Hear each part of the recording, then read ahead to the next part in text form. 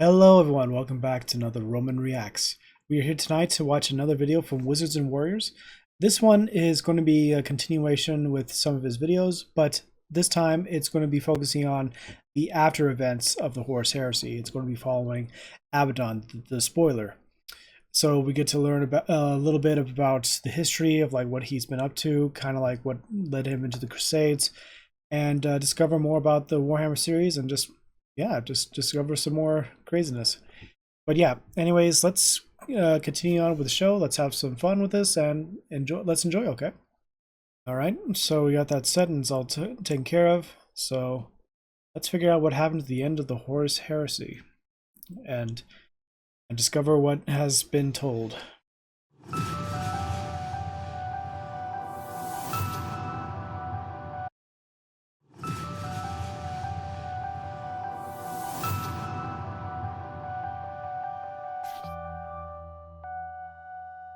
Under the leadership of the Emperor of Mankind, humanity reached for the stars during the Great Crusade. However, the terrible events of the Horus Heresy brought those dreams crashing down, and the Emperor's realm now lies in ruins. The Imperium will never again know such a terrible civil war. Peace, however, is not to be found among the stars. Abaddon the Despoiler means to unleash a new horror upon the galaxy. Horus may have failed to topple the Imperium in one great blow, but his favorite son now means to bleed it slowly over the course of millennia. Thus begins the Long War and the infamous Black Crusades. With the fate of the galaxy coming down to the actions of a handful of people, you would be forgiven for mistaking this for a superhero story. So why not go all the way and unite the heroes and villains of the Marvel Universe with our sponsor, Marvel Strike Force. It's available for free, and you can get it with our link in the description or QR code to also unlock free characters like Blade and his Night Stalkers. Gather and train a team of superheroes and villains to complete increasingly epic campaign missions, but you can also engage in PvP combat or team up into alliances with other players to fight in alliance wars and pull off rewarding raids. Start today and you can unlock 17 characters within 30 days, like Thor, Captain America or Deadpool. You'll need to explore the endless synergies between different combinations to create the perfect team for every fight. And if you want more, the good news is that new characters are added to the game regularly, including Blade, who you can get in the free giveaway going on right now. Plus, as it is the spooky season, use code HALLOWEEN to get 100 shards towards Zombie Iron Man, 600,000 gold, and 480 L2 training modules, all for free. But first, get the game itself, using our link in the description or QR code on screen. It is the 31st millennium. More than 7 centuries have passed since the arch-traitor Horus betrayed his father and nearly brought the Imperium to its knees. Though Horus was eventually slain, the Emperor lies broken on the Golden Throne, never to rise again. After this Pyrrhic victory, the Loyalist forces launched the Great Scouring. Led by the remaining faithful Primarchs, they aimed to reclaim their lost territory and avenge their father. This campaign also meant to eradicate the traitor legions, along with what worlds were foolish enough to side with Horus. Under the leadership of the likes of Rabute Gilliman of the Ultramarines, Rogel Dawn of the Imperial Fists, or Lionel Johnson of the Dark Angels, the Loyalists laid waste to any enemy stronghold they could find. Leaving no stone unturned, the vengeful Imperials drove the traitors away from Imperial space. The traitor legions opted for a desperate solution to stave off their inevitable defeat. The bulk of their forces made with all haste for the Eye of Terror, where they hoped their pursuers would not dare to follow. Located to the galactic north of Holy Terror, the Eye of Terror is the largest warp anomaly in the galaxy. There, the planes of the Materium and Immaterium collide. It is home to countless eldritch horrors, and none save Lorgar Aurelian truly knew what lay within it. To stay within real space, however, would mean certain death for the scattered forces of Horus Lupercal. And so the desperate decision was taken to delve within the unknown. Thus began the Age of Rebirth, 7 centuries of peace, with no sight of the traitors. With every passing decade, mortal minds became increasingly complacent. New rulers rose to lead the Imperium in the Emperor's absence. Known as the High Lords of Terror, these mortal men and women began to believe that the Chaos Astartes had all met their end within the Eye. Yet despite this hard-earned respite, not all was well within the Imperium. One by one, the Loyalist Primarchs were lost to the whims of fate. Lionel Johnson, leader of the most lethal of all legions, disappeared under mysterious circumstances that saw his homeworld of Caliban destroyed. Corvus Corax, Primarch of the secretive Raven Guard, delved into the Eye of Terror, bent on hunting down his fallen brothers. Vulcan, a beacon of hope for humanity, vanished without a trace. Jagatai Khan, Warhawk of the White Scars, disappeared within the Webway. Rabute Gilliman, the Emperor's finest strategist, was mortally wounded by his brother Fulgrim and placed within a stasis chamber on Macragge. Leman Russ, the Emperor— Macragge. Not Macragge. Macragge. Emperor's executioner, disappeared within the Webway in search for a way to resurrect his father. By the end of the 8th century of the 31st millennium, only Rogel Dawn stood in defense of his father's realm. Known as the Praetorian of Terror, Dawn was the immovable wall upon which the traitor legions were shattered on Terra. He was aided in his endeavors by his favorite son Sigismund, the Emperor's champion. As recompense for his heroic actions during the Siege of the Throne World, Sigismund had been named High Marshal of the Black Templars. This second founding chapter grouped 1,000 of the most zealous members of the original Imperial Fist's Legion. Though Sigismund was now old, even for Anastates, his mind had lost none of its sharpness. The horrors of the heresy was a distant memory for the High Lords, but not for the High Marshal. Foremost in Sigismund's mind was the fate of the traitor legions within the Eye. Despite repeated warnings from the High Marshal, the leaders of the Imperium were convinced that nothing could have possibly survived within the folds of the Immaterium. Any traitor foolish enough to have sought refuge within that hellish place must surely be long dead. Sigismund, however, refused to relent. None of these petty bureaucrats had even been alive during the heresy, and he would not be lectured by them on matters of war. The High Marshal thus decided to station a sizable Black Templar fleet around the Eye. Anything that dared to come out of it would now be met with swift imperial retribution. By the end of the 31st millennium, however, the threat of chaos was not taken seriously by the wider Imperium. The awe-inspiring fortifications of Cadia, that would form the linchpin of the Imperial defences against the Eye for the next 10,000 years, had not yet been built. Mighty though they were, Sigismund and his fleet stood alone, far from any resupply zone. To make matters worse, the warp storms that ravaged the area around the Eye would make communication with the wider Imperium almost impossible. And thus the brave elements of the Black Templars were but a blot on the galactic map. They stood defiant, a few hundred strong, watching over a warp anomaly that stretched across several thousand light-years. Meanwhile, on the other side of the material realm, events were taking place that would shake the galaxy for the next 10,000 years. Against all probability, the traitor legions had managed to survive within the Eye. Through a combination of incredible willpower, martial skill, and dark pacts, the Chaos Astartes had colonized the cursed planets within the Eye of Terror, creating their own petty realms. Chaos, however, was self-defeating, and with the death of Horus Lupercal, no leader had managed to impose his will on the disparate traitor legions. Much like their loyalist counterparts, the remaining traitor primarchs were gradually lost to their legions. Many of them settled on their newly colonized planets, consoling themselves as kings of lesser worlds after their failure to take Terra. Angron, whose greatest fear was to live and die as a slave, was now a ravening beast under the control of the god of murder Khorne. Magnus the Red, now a shadow of his former self, danced to the tune of Sinch on the planet of sorcerers. Fulgrim indulged in every pleasure on the planet Calyx under the gaze of Slanesh. Mortarion was now a soulless warp creature under the service of the god of decay Nurgle. Perturabo fortified the world of Medrengard, caring little for the affairs of the galaxy. Conrad Kurz willingly met his end at the hands of an imperial assassin, and Lorgar Aurelian sequestered himself in prayer on the planet Sicarius. Bereft of leadership and deeply ashamed after their defeat on Terra, the Chaos Astartes vented their rage on each other. They waged a terrible war within the Eye, known as the Legion Wars. Cut off from any form of logistical support, the traitor Astartes vied with each other for everything from planets to call home, to precious ammunition, power armor, or even slaves. The balance of the war ebbed and flowed, with one legion taking the advantage, only to lose it soon after to another. Atrocities were committed daily out of spite rather than reason. Alliances were formed and shattered almost immediately after. All vestiges of nobility were now well and truly gone from the lost and the damned. At the bottom of the rung stood the sons of Horus. Formerly the preeminent legion during the heresy started by their Gene father, the 16th Legion was now blamed by their damned counterparts for the failure of their uprising. The sins of the father now fell squarely on the shoulders of his sons, who were assailed on all sides by their former allies in perdition. Over the course of several years, the traitor legions shattered into small war bands, fracturing their already diminished strength and scattering under the leadership of petty warlords. Among those many warlords stood Abaddon.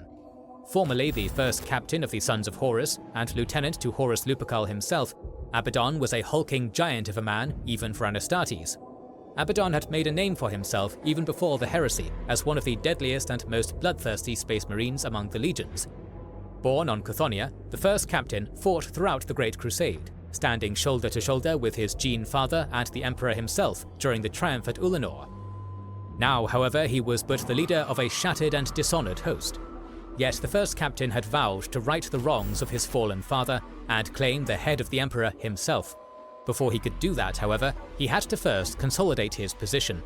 Eschewing the now disgraced name of Sons of Horus, Abaddon put the past behind him and created the Black Legion. Accepting renegades and exiles from all other traitor legions, Abaddon slowly but surely strengthened his ranks. Abaddon rose. On the other side of the Eye of Terror, Sigismund was unaware of these developments. The High Marshal sent scout ships within the Warp Storm to reconnoiter the deadly space in front of him. His hope was to make contact with the traitors and ascertain their strength, so as to better prepare for the fight he knew was coming. The Eye, however, was merciless, and the gods were ever watching. None of the scouts returned, and one such Black Templar ship was lost with all hands to the warp, only to crash on the world of Malium. This planet served as a rallying point for Abaddon's forces, as it housed the crypt where Horus's body lay. Abaddon was taken aback by the sudden appearance. Wait, hold on. They say Horus's body's there? Of Malium. This planet served as a rallying point for Abaddon's forces, as it housed the crypt where Horus's body lay. Abaddon was taken aback by the sudden appearance of a loyalist vessel so deep within a realm he thought secure. The first captain, however, wasted no time in ascertaining the situation. He dispatched the Chaos Sorcerer Iskander Kion to scout the wreck. Originally from the Thousand Sons Legion, Iskander had pledged his loyalty to Abaddon. He was now one of the founding members of the Black Legion, the Ezekarian, a dark mirror to the old Mournival of the Sons of Horus. Iskander met no resistance upon entering the wreckage. Yet the ship's logs proved an invaluable source of information for the heretic Astartes. Understanding the value of this data, the Chaos Sorcerer immediately relayed what he had learned back to his master.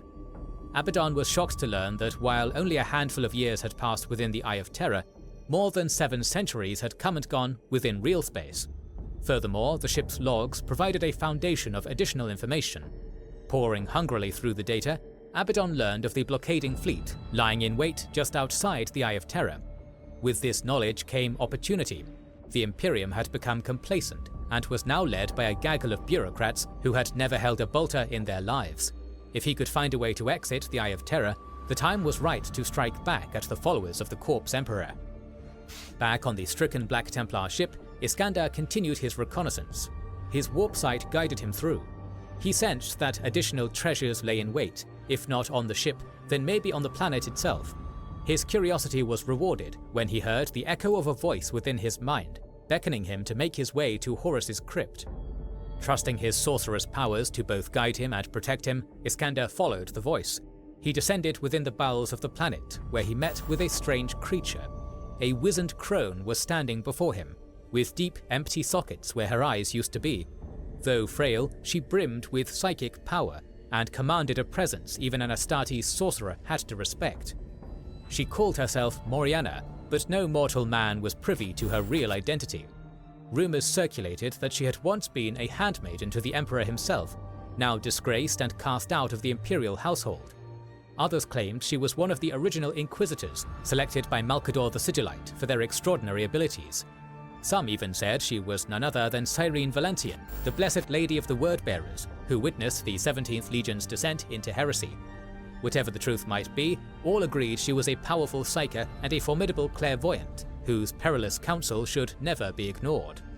Moriana commanded Iskander to bring her to Abaddon himself. Aware of the auspiciousness of this meeting, Iskander acquiesced to this otherwise unacceptable request. Moriana was unperturbed upon meeting the dreaded first captain of the Sons of Horus and began her council. She laid bare the whole truth of the Imperium's weakness, telling Abaddon of the fate of the loyalist Primarchs. Abaddon relished this news. With the likes of Lionel Johnson or Gilliman gone, victory had now become all the more possible. Moriana's next words, however, brought pause to the first captain's reverie. Another Chaos Lord, said she, was poised to take the reins of the traitor forces. A sorcerer of the Death Guard by the name of Thegus Daravek had gained the favour of the Chaos Gods and was about to claim the coveted title of War Master. He meant to lead the lost and damned as Horus once did and rob Abaddon of his destiny. Daravek was all too known to Abaddon. The two were old enemies and had clashed numerous times during the course of the Legion Wars.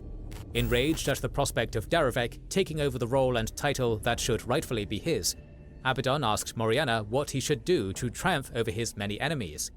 The crone claimed there was a way to ensure the first captain took his rightful place among the warp.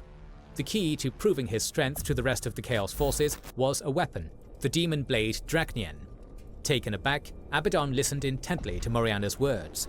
In his dreams, he had seen this weapon, a dark blade radiating malice and the promise of slaughter like no weapon forged by material means ever could. The crone carried on. Draknien was no mere blade, but the echo of the first murder and all murder to come. Draknien was originally a mighty demon, born from the passion of the first act of willful violence in the galaxy. So great was this Neverborn that it almost cut down the Emperor himself during the heresy. Not even the master of mankind's immeasurable psychic might was strong enough to end the demon. The Emperor thus decided to imprison its essence within a blade, sparing the galaxy from its malice. Whoever could claim such a blade would prove his worth beyond any doubt to the disparate forces of chaos. Abaddon, however, needed to be quick. The sword lay outside of the Eye of Terror, and the Sorcerer Lord Daravek was hunting for it as well. Should he find it first, there would be no place in the galaxy where Abaddon could hide from the incarnation of murder itself. The hunt was afoot. The first captain and the Chaos Sorcerer were locked in a deadly race across the warp and stars for a prize no human should ever dare to seek. Whoever laid hands upon the hilt of Draknien would claim the title of War Master. He would be destined to topple the Imperium of mankind with the help of the Chaos Gods and the might of the Chaos Legions at his back. Absolute control of the material and immaterial realm was at stake. The fate of mankind and all sentient races of the galaxy would be determined by the outcome of this quest. Aboard his flagship, the Vengeful Spirit, where Horus Lupercal met his end and the Emperor of mankind himself was mortally wounded, Abaddon made a terrible oath of moment. He, Ezekiel Abaddon, would succeed where his father had failed. None would stand in the way of his Black Crusade. All who oppose him would perish, and first on his list was his old friend Sigismund. It is on that cliffhanger that we will end this episode. If you are eager to see how this story continues, make sure you are subscribed and have pressed the bell button. Please consider liking, commenting and sharing, it helps immensely. Our videos would be impossible without our kind patrons and YouTube channel members, whose ranks you can join via the links in the description to know our schedule, get early access to our videos, access our Discord, and much more. This is the Wizards and Warriors channel, and we will catch you on the next one. It's so interesting to be able to look into this. Sorry for the quick cuts, but it just... How can the Imperium forget after 700 years to, like, the Black Templars stayed vigilant with Sigismund, and Rogel Dorn was probably the only one remaining to keep everyone going for as long as he can, and basically becoming the regent. And then the High Lords of Terror was like all these leaders like, oh, this thing is a myth. These chaos agents will never come. But then not realizing that only a few years have passed in the Eye of the Warp, and for them it's 700 years, those warriors that are stuck in the warp are fully ready to go ham on everyone. Like, it's only been a few years, and they are ready to go back with vengeance still on their mind. And it was really interesting to see how the map and the more dynamic to be able to understand like where everything is. And it's certainly much different take compared to other videos that I've seen But yeah, I really enjoyed this, especially with knowing and understanding how Abaddon is able to get to where he is now, and just just being able to gather his strength, building up his forces and armies, and then launch these crusades to completely and eliminate the threat. So yeah, this is quite something. I really enjoyed this. And a good visualization too. So anyways, I'll leave that there. Hope you enjoyed. I'll leave a link in the description up above. I'll leave something random over here, including in the subscribe button. That's right about, yeah, there. And I'll leave the link in the description for you to check out yourselves. And I'll see you in the next one. So Romans, salute. If you like Romans content and wish to see more, like and subscribe to continue to support the channel.